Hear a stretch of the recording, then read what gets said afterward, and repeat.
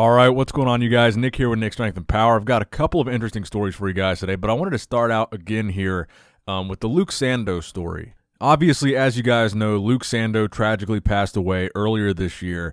Top Arnold Classic competitor, top Olympian, great pro bodybuilder, and just a great guy all around. Now, today was Luke's birthday, and on Luke's Instagram, a family member posted this post about Luke Sandoe, and it really, raised a lot of commotion in the bodybuilding industry because essentially what they went on to say in this post, the important part here was the second frame of their post where it says, they lost Luke to heart failure, not suicide. So obviously this statement was a big deal because this contradicts everything that we had been hearing up until this point. Now, close friends of Luke, Ben Chow, and Fouad Abiad, they did a podcast shortly after this was posted, and essentially what they said in this podcast, which is on Fouad's channel, is they said, look, they stand by what they originally said. Ben and James, I believe, were the ones that actually found Luke, and they stand by what they said was the cause of death. Now, one thing that Ben said was interesting, during that discussion, was that heart failure can be both intentional and unintentional, and he kind of left it at that. So I'm not going to speculate about Luke's death in this video, but I did want to give you guys both sides to the story. There's a version that's being put out by his family and a version that's being put out by his friends, and these two versions of what happened are two very different stories. And to be honest, I don't know what happened. I only know what people told me. I've heard both sides of the story, but I wasn't there. I haven't seen an autopsy. I haven't seen any official report about what happened. So all we have to go on is these two sides of the story. So I'm going to give you guys both sides and let you guys decide which side you want to believe. But out of respect for Luke, I'm not going to speculate myself as to what I think happened. But I will show you guys both sides of the story because I think it's fair to Luke. So rest in peace to Luke and happy birthday. Now, next up in the news, we'll take a different turn with this story. Dwayne "The Rock" Johnson winds up buying the XFL, which is Vince McMahon's kind of rival to the NFL. He tried to create his own football league. He did this 20 years ago, and it failed. And he tried to bring it back in 2020, and essentially it failed again. They basically went bankrupt, and they had a bankruptcy auction today, Monday, and Dwayne "The Rock" Johnson ended up buying the XFL for approximately $15 million. So talk about things coming full circle. Dwayne "The Rock" Johnson, formerly employed by Vince McMahon, is now, in a sense, bailing out Vince's business venture. Now, I should mention here that Dwayne made this purchase along with his business partner, Danny Garcia. Now, the reason why I wanted to mention this in this video is, number one, because obviously everybody loves The Rock, and number two, could this have some kind of impact on Athleticon? Athleticon, which is being delayed until 2021 now, is co-promoted by both Dwayne "The Rock" Johnson and his business partner, Danny Garcia. So could the acquisition of XFL be incorporated somehow into Athleticon 2021? Who knows, but I thought this was certainly an interesting turn of events here for The Rock to wind up purchasing the XFL. Definitely things going full circle.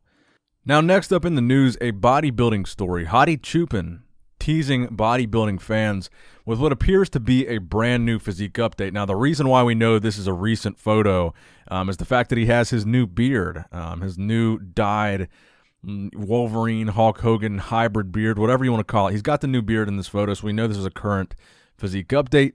And he looks like someone that's not too far off from a bodybuilding show. He looks like he could be in prep right now. Now, he does not need to qualify for the 2020 Mr. Olympia. He's already qualified. So if he does want to do that show, he would need to do nothing more than be able to show up at the Olympia in Vegas in December and compete there. So what do you guys think about this version of Hadi Choopan? Do you think he's prepping for the Olympia? Do you think he's going to make it to the Olympia? And how do you think he's going to place at the Olympia if he does make it? To me, looking at this picture, I think he's in too good of shape to be not getting ready for a show. I think the fact that he's as vascular as he is, he's almost got cross striations in his quads there. I think he's got to be preparing for a show, and I think the show he's preparing for is most likely the 2020 Olympia. So I hope we do see Hadi at the 2020 Mr. Olympia. Now, next up in the news, Hunter Labrada, fresh off of his Tampa Pro victory and his qualification for the Olympia, posted a pretty cool video, I think, on his Instagram where he's doing a photo shoot and also posing with his dad, who is also a former pro bodybuilder, Lee Labrada, a legend in his own right. So it was cool to kind of have the opportunity to see, you know, his dad interacting with him after this major victory and to see how proud he is of him. And I want to say I see my buddy Hector Mendoza taking pictures in this video. He's the photographer there, so shout out to Hector. That's my boy. But my question for you guys is, what do you think the future holds for Hunter Labrada? I think he's doing the Olympia. I think he's kind of made it clear that that's his main goal at this point, is to do the Olympia. He qualified for it. I can't see him not doing the 2020 Mr. Olympia. So if he does the 2020 Olympia, where do you see Hunter placing in that lineup, regardless of who shows up? Do you think he could be a top 10 guy there regardless? Or do you think he could one day win the Mr. Olympia? Let me know in the comment section below. Now, next up in the news, I wanted to talk about an interview that I saw on NPC News Online between J.M. Mannion and Dan Solomon, who is the Chief Olympia Officer, basically the head honcho over at the Mr. Olympia. So he's the go-to guy for all things 2020 Mr. Olympia. Now, there were a couple of things about this interview that caught my attention. Number one was Dan says in this interview this could possibly be the best Olympia lineup ever. Then the other thing is, while they're discussing the Olympia lineup, they both make the comment that there will be 3 Mr. Olympia winners in this lineup. And they specify and say 1 current and 2 former Olympia champions.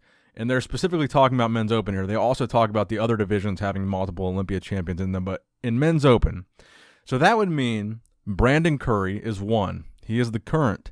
Dexter Jackson is pretty much the guaranteed other guy they're talking about here. He is a former 2008 Mr. Olympia winner.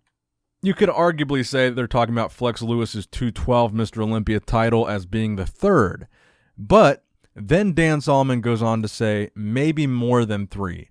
So maybe more than 3. If you're at 4, you have to have either Sean, you have to have Phil, or you have to have Jay Cutler.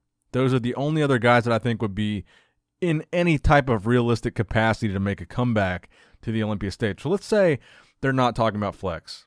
Let's say they're talking about Brandon and Dexter and 2 other men's open Mr. Olympias. If I had to rank them on a scale, I would say that right now, Phil is the most likely.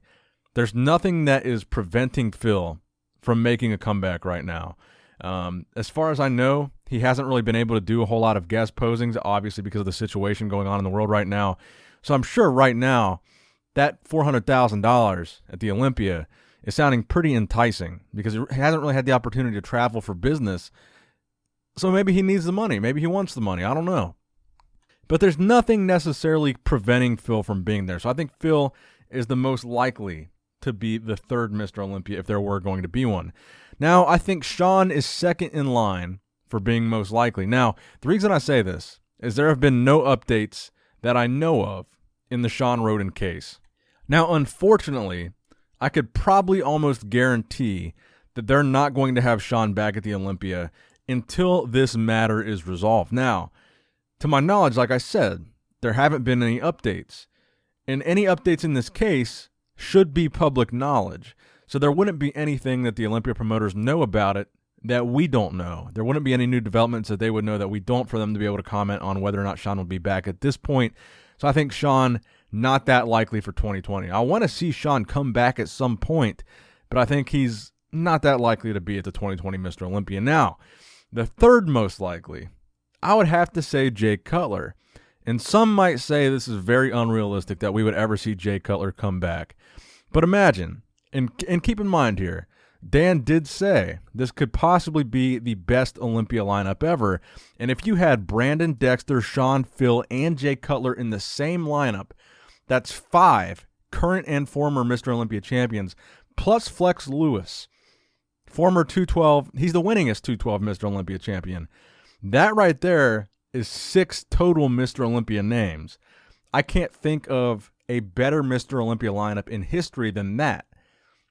So Jay Cutler, The other reason why I want to kind of fuel this conspiracy theory is someone asked me this on my story. Now, people have wanted Jay to make a comeback for a long time.